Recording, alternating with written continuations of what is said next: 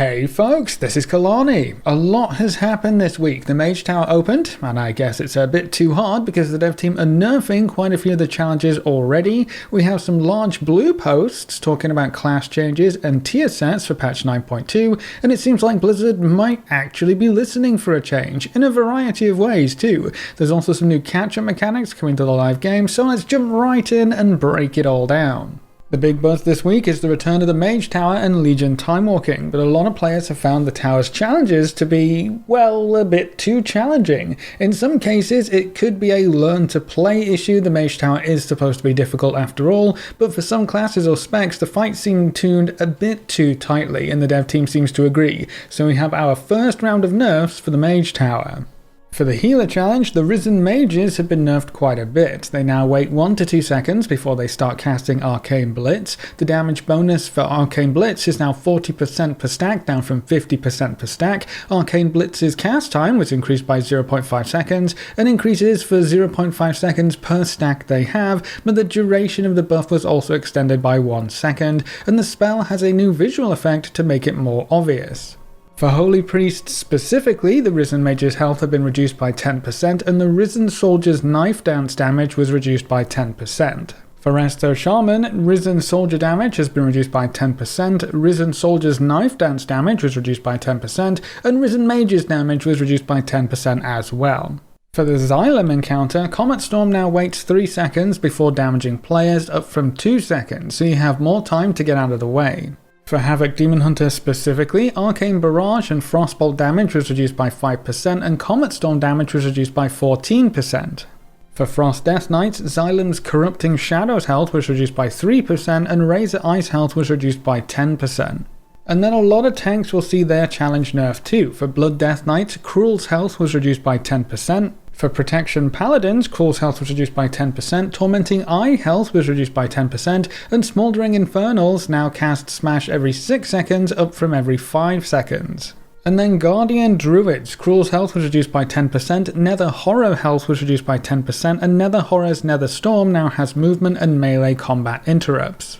There have been some changes in the opposite direction too, nerfing items or enhancements that players were using to make the tower a teeny bit easier. Both the Crusader Enchant's Heal as well as the Endless Tincture of Renewed Combat Trinket have been nerfed to be significantly less effective. Those are the for sure changes that we know about, but the dev team also posted saying they have plans to change more enchants, the gems from Burning Crusade heroic dungeons, and trinkets that come from Legion time walking, so more item nerfs could be on their way. Personally, I think having the tower scale in the same way as time walking opened the door for all these crazy scaling bugs and issues and super powerful items, and as soon as one item is fixed or nerfed, players will likely just find another, and another, and another. You can't really beat the player base on this kind of thing. If they really want the Mage Tower challenges to be all about skill, the dev team should have just created class templates for fixed gear and stat values. Then it really would be skill based, and it would be infinitely easier to scale and balance. Another very interesting change for the Mage Tower you might not have heard about, the event is being extended by an additional 2 weeks. That means instead of just 2 weeks to play with the tower, we now have a total of 4 weeks. That means the Mage Tower will close its doors on January 4th, which gives us a bit more time to get those challenges and achievements done. I still think putting a time limit on this kind of content is really lame, especially with how long it takes for the Legion time walking event to come back up, so I hope they figure out a way to increase its overall accessibility outside of just extending the event by a bit. Then we also have some class changes to look at, and class-specific blue posts talking about future plans, especially relating to tier sets and where they want things to be. Let's talk about the Shaman post first. There are some set bonus issues that will be addressed, like mana costs for Fire Elemental and Primal Fire Elemental being reduced by about 90%, and Feral Spirits will no longer occupy totem slots because having too many Feral Spirits was conflicting with that system. Flame Shock will now have a max target cap of 6, which will make more sense here in a little while. Frost Shock damage has been increased by 40%, and Elemental Conduit, the Venthia Shaman legendary, now also causes Flame Shock crits, either direct damage or damage over time, to reduce the cooldown of Chain Harvest by 1 second. For Elemental Shamans, the Ice Fury talent has been nerfed by quite a bit, but that's mainly due to the Frost Shock buffs, and Ice Fury should deal about the same damage as before. But where this gets really interesting is for enhancement shamans. Lava Lash rank 2 will now also cause your Lava Lash to spread flame shock to up to 3 nearby targets within 8 yards. Lava Lash actually used to do this, and the dev team removed it for whatever reason. I remember playing enhancement shaman back with Lava Lash spreading and Fire Nova, and that was some crazy burst AoE, and it was a lot of fun. So I'm happy to see it making its way back into the game, and this might be one of the only actual changes to how a class works baseline that we've seen in such a long time. They should do this more often where it makes sense. And there's also a bunch of conduit buffs. Some of these are absolutely huge. Unruly Winds will scale up to 50% at the highest rank, Magma Fist will scale up to 37.2% at the highest rank, Focus Lightning will scale up to 12% at the highest rank, and Chill to the Core will scale up to 72% at the highest rank. Those are some crazy buffs and could swap up which conduits are going to be useful going forward. And while we're on the topic of Shaman, the devs revealed the new Resto Shaman 2 set and 4 set bonuses. The 2 set will now be your critical healing increases the critical chance of your next chain heal by 2%, stacking up to 50 times. This will apparently also proc off of periodic and totem healing, including healing rain, so it should stack up very quickly. The 4th set will now be your chain heal critical hits, reduce the remaining cooldown of one of your totems by 2 seconds. Your healing stream totem, healing tide totem, mana tide totem, and spirit link totem now also cast chain heal when you drop them, so free chain heals from your totems and cooldown reduction built in. It could end up being fun, but the dev team is asking for feedback on this new round of bonuses, so if it doesn't hit the mark, you could see even more changes in future PTR builds.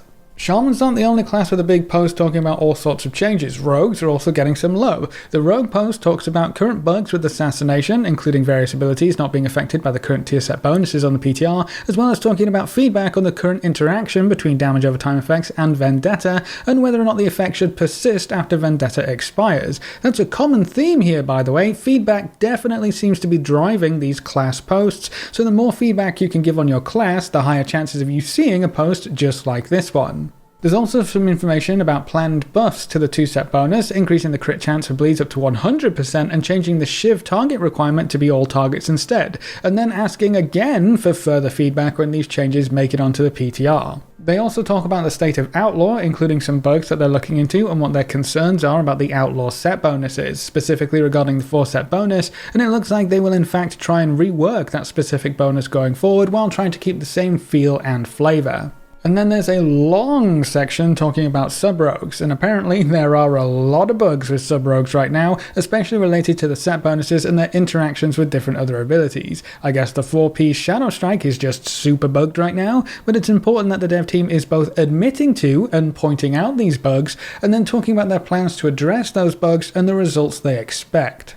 Then there's also a post for Death Knights, though there isn't quite as much info in this one. They go over some bugs for the Frost set bonuses and how they should be working, but they're relatively happy with the spec for the most part right now, but they do intend to change the 2 set bonus sometime in the near future to make it feel smoother. There's also a bug with the Blood Death Knight set bonus and it being rather inconsistent, so the main goal for that spec is to even things out a bit and make sure it's valuable in most situations. There's also talk about maybe improving the potential of the set in raid environments because it scales so well as you add more targets, which doesn't happen all too often in raid, so it'll be interesting to see what changes they come up with.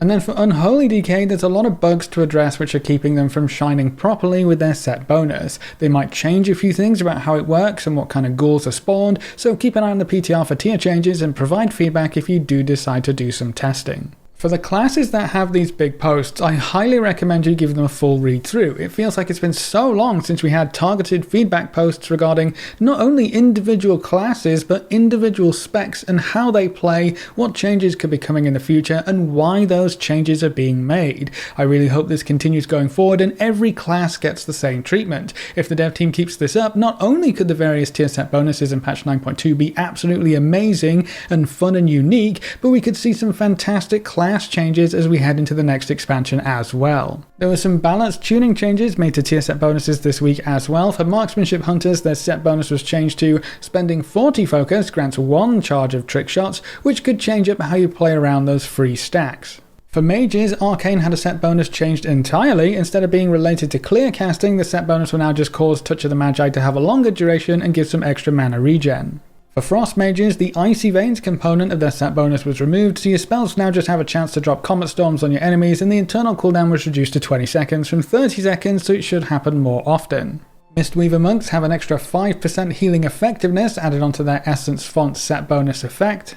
The Shadow Priest set bonus that spawns your shadow is buffed up by a crazy amount from 138% of your spell power up to 1038% of your spell power, a full 10 times buff there, but remember this set bonus could be changed again going forward. And then Arms Warriors had their set bonus changed as well. For the first one, Tactician has a 50% increased chance to proc against enemies with Colossus Smash and causes your next overpower to grant 4% strength, stacking up to 20% for 15 seconds, and the other set bonus causes Warbreaker or Colossus Smash to last 3 seconds longer and increase the damage to those targets by an additional 10%. It's not just functionality or number changes this week, 2 classes have actually had changes to how their tier set looks. Warlocks are the first obvious choice. A lot of people were pointing out that the Warlock set headpiece, a pointy white hood, can very easily look like, well, a pointy white hood, if you know what I mean. So this build included a change that added a band of different colour around the back. That changes how the hood looks from the back without changing the overall shape or general look. But what do you think about this? Did it do enough? Did anything need to be changed in the first place? Let me know what you think in the comments section below.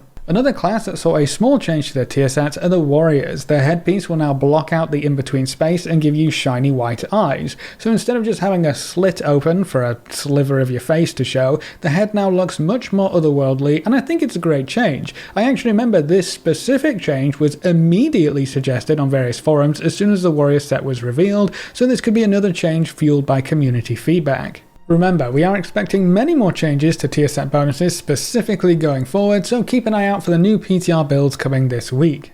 In other news, a new catch-up mechanic is being worked on for conduits specifically. This will be introduced to the live game, so not something that we have to wait for 9.2 for, but it's not quite finished yet. The item is going to be called the Incense of Infinity, and when used it will give you every available conduit for your class at item level 200, and increase the item level of any conduits you already have up to 200. This item will be account bound, so you can send it to your alts, and the only thing it requires is having 80 renown on at least one character. Then you can purchase it from the heirloom vendor in Oribos for 500 gold. So you won't ever have to do the conduit collection grind on your alts anymore, you just have to worry about leveling them up. That's a great step forward for alts for sure, though a higher item level baseline would have been nice. Item level 200 is pretty low at this point in the game. Another piece of very interesting news this week, the Community Council invites have started going out. So if you applied, be sure to check your emails for a confirmation, and the council forums are now open for discussion. There's a few posts in here already, not too much blue activity just yet, but I imagine this forum could take a little while to get into full swing, especially with the holidays coming up. I don't think all of the invites have gone out yet too, so this could be very interesting to keep an eye on and see how things progress into the new year, especially as we get closer to patch 9.2's release date as well. There are some well thought out posts here though already, and it's kind of strange seeing the discussion go back and forth without a lot of the trolling and general noise you'd typically see in forums. This could actually work out decently well if the developers end up using it. I'll post a link to the forum in the description below so you can pop on over and have a look. But that's the WoW Weekly News Roundup. A lot of changes this week and some quick responses to various issues. I hope the increased volume and quality of communication from the dev team continues, especially with those class update posts. But what do you think? What about those Mage Tower nerfs? Are there any tier sets that you still think need a lot of attention? And do you think the Community Council forum is actually going to do any good? Leave all your thoughts in the comment section below. A big thank you to all of our supporters over on Patreon, to everyone who's subscribed on Twitch. You can see the names floating by on screen. If you want to see more videos like this, make sure to subscribe and ring that notification bell so you never miss another video. Thanks for watching folks, good luck and have fun, and as always I'll see you next time.